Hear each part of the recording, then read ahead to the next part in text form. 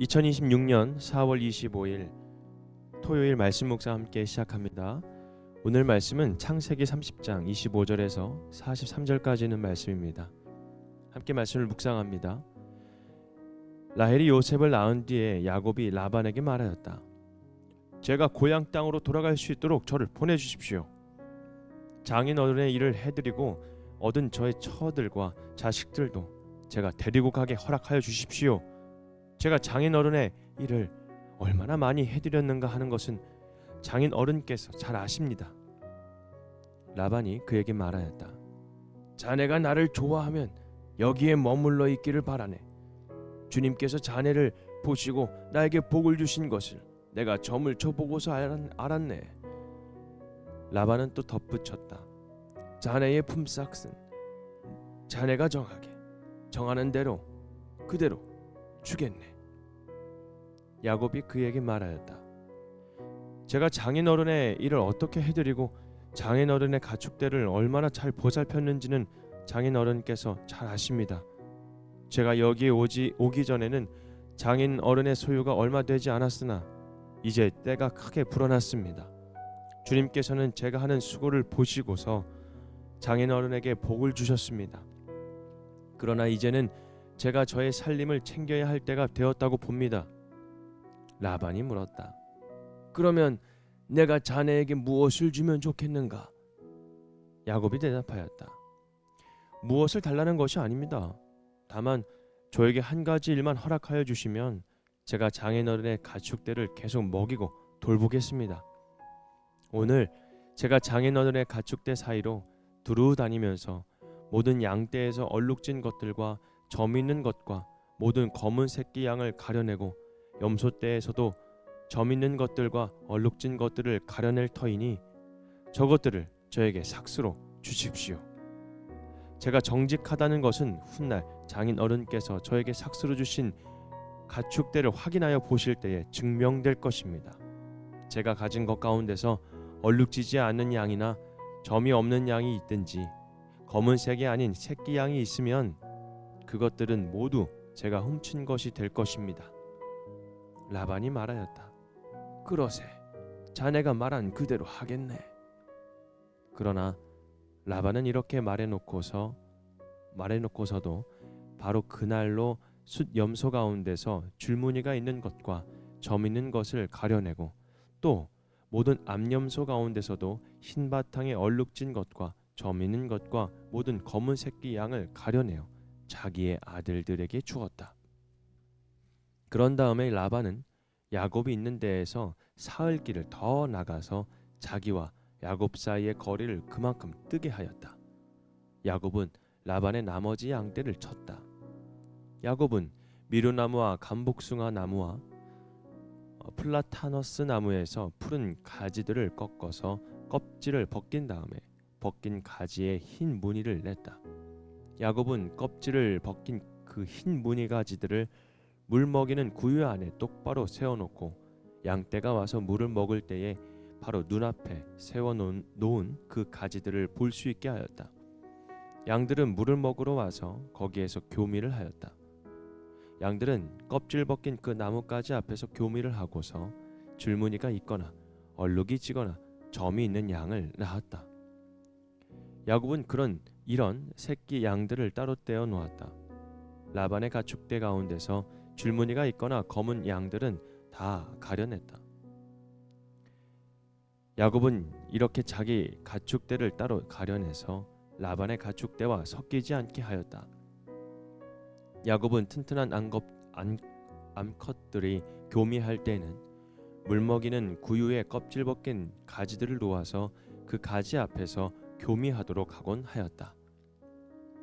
그러나 약한 것들이 교미할 때는 그 가지들을 거기에 놓지 않았다. 그래서 약한 것들은 라반에게로 가게 하고 튼튼한 것들은 야곱에게로 오게 하였다. 이렇게 하여 야곱은 아주 큰 부자가 되었다. 야곱은 가축대뿐만 아니라 남종과 여종, 낙타와 나귀도 많이 가지게 되었다. 아멘. 거짓을 이긴 성실함 이라는 주제로 함께 말씀을 묵상합니다. 우리 삶에는 가끔 이런 질문이 생깁니다.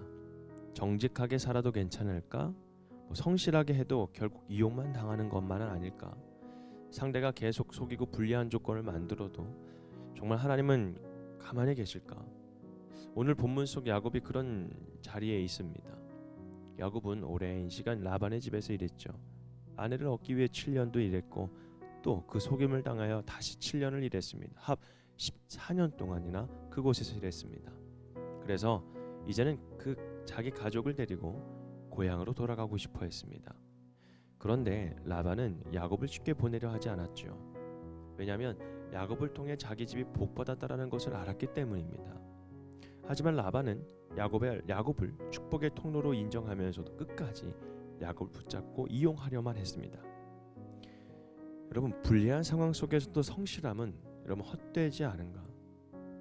사람의 속임수보다 하나님의 도우심이 더 크다는 것을 믿을 수 있는가? 여러분, 이 질문 앞에 우리가 함께 묵상해 나갔으면 좋겠습니다. 하나님은 우리의 수고를 보고 계십니다. 야곱은 라반에게 이렇게 말합니다. 제가 장인 어른의 일을 얼마나 많이 해드렸는가 하는 것은 본인이 더 잘 알고 있지 않습니까? 여러분, 이렇게 말했죠.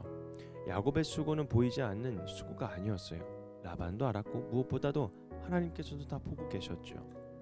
우리가 하는 모든 수고가 사람에게 바로 인정받지는 못합니다. 때로는 불리한 조건 속에서, 때로는 불합리하게 우리가 애쓴 만큼 돌아오지 않는 것 같은 느낌도 들고, 또 그럴 때도 있습니다. 나의 성실함이 당연한 것처럼 여겨질 때도 있습니다. 그러나 하나님은 우리의 수고를 가볍게 보지 않으신다라는 것입니다. 사람이 몰라줘도 하나님은 아시죠. 사람이 이용하려고 해도 하나님은 우리의 피와 땀과 눈물을 기억하십니다. 두 번째로 하나님은 불리한 조건에서도 길을 여십니다. 야곱은 라반에게 품삯을 정합니다. 얼룩지고 점 있는 양과 염소를 자기 몫으로 해달라고 합니다. 겉으로 보기에는 야곱에게 매우 불리한 조건입니다. 그런 라반은 그마저도 속입니다. 그날 바로 얼룩지고 점 있는 가축들을 미리 빼돌려 자기 아들들에게 맡기죠. 그러니까 야곱이 얻을 가능성 자체를 막아버린 것입니다. 하지만 성도 여러분, 하나님의 사람에게 가장 중요한 것은 조건이 유리하냐 불리하냐가 아닙니다. 하나님이 함께 하시느냐가 더 중요합니다. 라반은 야곱의 길을 막으려고 했지만 하나님은 막힌 자리에서도 야곱의 길을 여셨습니다. 사람이 만든 불리한 조건도 하나님 손에 붙들리면 바로 은혜의 무대가 될 수 있게 되는 것이죠. 세 번째로 이 성실함은 결국 하나님의 도우심 안에서 열매를 맺습니다. 야곱은 가만히 있지 않았습니다. 자기에게 맡겨진 양떼를 계속 돌보며 최선을 다했습니다. 불공평한 상황 속에서도 이를 멈추지 않았습니다. 억울하다고 포기하지 않았습니다. 물론 야곱의 방법 안에는 당시의 제한된 이해와 인간적인 계산도 보입니다. 그러나 분명한 것은 결과를 이루신 분은 하나님이셨다는 사실입니다. 여러분, 본문의 마지막은 이렇게 고백합니다. 이렇게 하여 야곱은 아주 큰 부자가 되었다. 여러분, 라반의 속임수가 야곱의 인생을 끝내지 못합니다. 불리한 조건이 야곱의 미래를 막지 못합니다. 왜요? 하나님께서 야곱의 성실함을 붙드시고 그를 결국 세워주셨기 때문입니다. 사랑하는 성도 여러분, 오늘 말씀은 우리에게 이렇게 말합니다. 거짓이 강해 보여도 성실함이 약한 것은 아닙니다. 속임수가 빠른 길처럼 보여도 하나님 앞에 정직하게 걷는 그 길이 결국 안전한 길입니다. 오늘 우리의 삶도 라반 같은 상황이 있을 수도 있습니다. 나를 이용하는 사람, 불리한 조건과 내 수고를 알아주지 않은 그 현실 앞에. 그러나 낙심하지 마십시오. 하나님은 보고 계시고 또 길을 여시고 성실한 걸음을 헛되지 않게 하십니다. 그때 하나님께서 우리의 삶을 통하여 거짓보다 더 크신 하나님의 신실하심을 드러내실 줄 믿습니다. 오늘 말씀 묵상 마치겠습니다.